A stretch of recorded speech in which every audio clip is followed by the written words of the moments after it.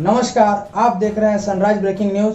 आइए देखते हैं सुबह की ताजा खबरें। शांति एवं भाईचारे के माहौल में मुहर्रम पर्व मनाने को लेकर बुधवार को चांडिल थाना परिसर में शांति समिति की बैठक का आयोजन किया गया। उक्त बैठक में पुलिस इंस्पेक्टर एवं नवनियुक्त थाना प्रभारी SS दास के अलावे विभिन्न पंचायतों के जनप्रतिनिधि एवं समाज सेवी एवं शांति समिति के सदस्य मुख्य रूप से मौजूद थे। बैठक में कोविड-19 के नियमों का पालन करते हुए शांतिपूर्ण माहौल में पर्व को मनाने को लेकर सभी की राय ली गई। वहीं मौके पर थाना प्रभारी ने कहा कि इस बार मुहर्रम पर्व गाइडलाइन के अनुसार जुलूस नहीं निकालनी है, ना ही पर्व के दौरान डीजे बजाने हैं और ना ही कहीं भीड़ भाड़ लगानी है। वहीं दूसरी तरफ मस्जिद में भी कोविड-19 के नियमों का पालन करते हुए नमाज अदा करना है। वहीं इसके अलावे पुलिस इंस्पेक्टर ने वहां उपस्थित लोगों से शांतिपूर्ण माहौल में पर्व को मनाने की अपील की। जहां मौके पर मौजूद रजिया सुल्ताना ने कहा बिल्कुल सादगी तरीके से इस बार पर्व मनाए जाएंगे। इसके अलावा कई बिंदुओं पर भी चर्चा की गई। वहीं सभी लोगों ने कोरोना के कारण सरकार द्वारा दिए गए गाइडलाइन का पालन करते हुए पर्व मनाने पर अपनी सहमति दी।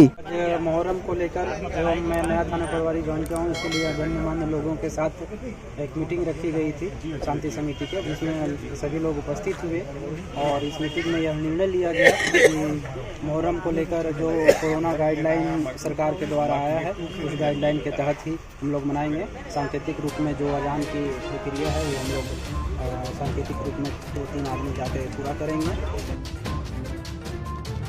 पीएम किसान सम्मान निधि योजना के तहत किसानों को बहुत जल्द 2 गुना पैसे देने की तैयारी की जा रही है। नई योजना लागू होने पर हर 4 माह के बाद किसानों के खाते में अब 2000 की जगह 4000 रुपए की किस्त आने लगेगी। मीडिया रिपोर्ट्स के अनुसार केंद्र सरकार के प्रधानमंत्री किसान सम्मान निधि योजना की राशि 2 गुनी करने पर विचार कर रही है। अगर ऐसा होता है तो किसानों को अब हर साल 6000 की जगह 12,000 रुपए 3 किस्तों में मिलने शुरू हो जाएंगे। बिहार के कृषि मंत्री अमरेंद्र प्रताप सिंह ने हाल ही में दिल्ली में केंद्रीय कृषि मंत्री नरेंद्र सिंह तोमर और वित्त मंत्री निर्मला सीतारमण से मुलाकात की, जिसमें पीएम किसान सम्मान निधि योजना के तहत मिलने वाली राशि को 2 गुना करने पर चर्चा की गई। हालांकि इस पर अभी अंतिम फैसला नहीं लिया गया है। पीएम किसान सम्मान निधि के तहत किसानों के खाते में 3 किस्तों में सालाना 6000 रुपए भेजे जाते हैं, जिसमें 4 माह में मिलने वाली हर किस्त में 2000 रुपए भेजे जाते रहे हैं। पीएम किसान पोर्टल के मुताबिक स्कीम की पहली किस्त 1 दिसंबर से 31 मार्च के बीच आती है। दूसरी किस्त 1 अप्रैल से 31 जुलाई के बीच किसान के खाते में पहुंचती है, जबकि तीसरी किस्त 1 अगस्त से 30 नवंबर के बीच ट्रांसफर की जाती है। ज्ञात हो कि मोदी सरकार ने 24 फरवरी 2019 को पीएम किसान सम्मान निधि योजना की शुरुआत की थी।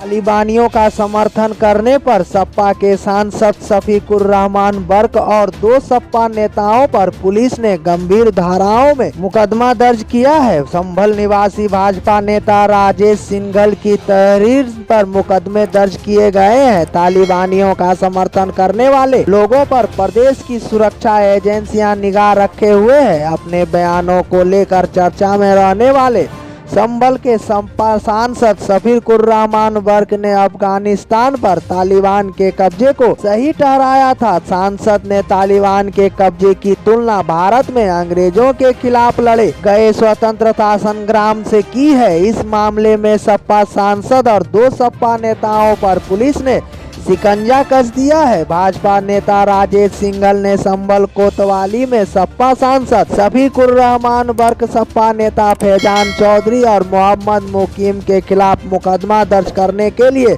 तहरीर दी है। भाजपा नेता ने अपनी तहरीर में कहा कि सपा सांसद ने भारत के स्वतंत्रता संग्राम सेनानियों की तुलना तालिबान जैसे आतंकवादियों से की है। इससे आम जनता की भावनाएं आहत हुई है और भारत के स्वतंत्रता संग्राम सेनानियों का अनादर भी हुआ है। भाजपा नेता ने कहा कि तालिबान एक इस्लामिक कट्टरपंथी संगठन है, जिसे भारत सरकार द्वारा आतंकवादी संगठन घोषित किया गया है।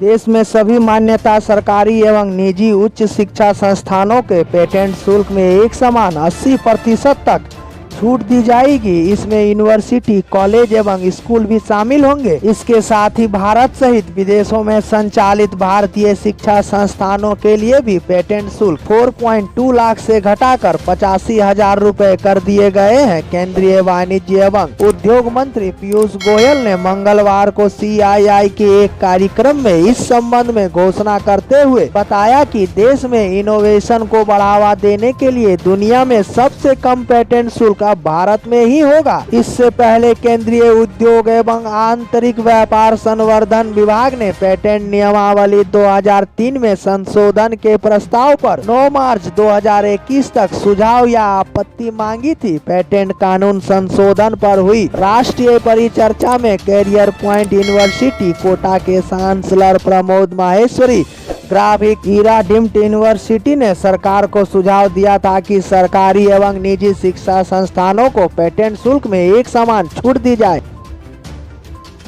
दिल्ली की राउत एवेन्यू कोर्ट ने सुनंदा पुष्कर मौत मामले में शशि थरूर को सभी आरोपों से बरी कर दिया है। स्पेशल जज गीतांजलि गोयल ने यह फैसला सुनाया। पिछले 12 अप्रैल को कोर्ट ने दोनों पक्षों की दलीलें सुनने के बाद आरोप तय करने के मामले पर फैसला सुरक्षित रख लिया था। पिछले 26 मार्च को इस मामले के आरोपी और कांग्रेस सांसद शशि थरूर ने कहा था कि जब खुदकुशी का आरोप स्थापित ही नहीं होता है तो उकसाने का आरोप लगाने का कोई मतलब ही नहीं बनता है। शशि थरूर की ओर से वकील विकास पाहवा ने इस मामले में शशि थरूर को बरी करने की मांग करते हुए कहा था कि शशि थरूर ने सुनंदा पुष्कर को मानसिक या शारीरिक रूप से प्रताड़ित नहीं किया है। उन्होंने कहा था कि सुनंदा पुष्कर के रिश्तेदारों के बयान से ये साफ है कि वे खुदकुशी नहीं कर सकती है। रिश्तेदारों ने शशि थरूर पर कोई आरोप नहीं लगाया है। अभियोजन पक्ष केवल यह कह रही है कि शशि थरूर के विवाहेतर संबंध थे। इस मामले में 14 मई 2018 को दिल्ली पुलिस ने आरोप पत्र दाखिल किया था। आरोप पत्र में शशि थरूर को आरोपी बनाया गया है। इधर शशि थरूर के खिलाफ भारतीय दंड संहिता की धारा 498A और 306 के तहत आरोपी बनाया गया है। आरोप पत्र में कहा गया है कि सुनंदा पुष्कर की मौत शशि थरूर से शादी के 3 साल 3 महीने और 15 दिनों के अंदर हो गई थी। दोनों की शादी 22 अगस्त 2010 को हुई थी। 1 जनवरी 2015 को दिल्ली पुलिस ने अज्ञात व्यक्ति के खिलाफ भारतीय दंड संहिता की धारा 302 के तहत FIR दर्ज की थी। सुप्रीम कोर्ट कॉलेजियम ने सुप्रीम कोर्ट में जजों की नियुक्ति के लिए 9 जजों के नामों की सिफारिश की है। कॉलेजियम ने कर्नाटक हाई कोर्ट के जज VV नागराथन के नाम की भी सिफारिश की है। अगर नागराथन के नाम की सिफारिश पर सरकार से मंजूरी मिलती है तो 2027 में देश की पहली महिला चीफ जस्टिस मिलेगी। कॉलेजियम ने सुप्रीम कोर्ट के जज के रूप में नियुक्त के लिए 3 महिला जजों के नामों की सिफारिश की है। कॉलेजियम की सिफारिश में कर्नाटक हाई कोर्ट की justice VV Nagarathna, Telangana high court की चीफ जस्टिस हिमा कोहली और गुजरात हाई कोर्ट की जज बेला त्रिवेदी के नाम शामिल हैं। कॉलेजियम की ओर से की गई सिफारिशों को सुप्रीम कोर्ट की वेबसाइट पर अपलोड नहीं किया गया है। अपलोड करने के बाद विस्तृत जानकारी आप सभी को उपलब्ध कराई जाएगी।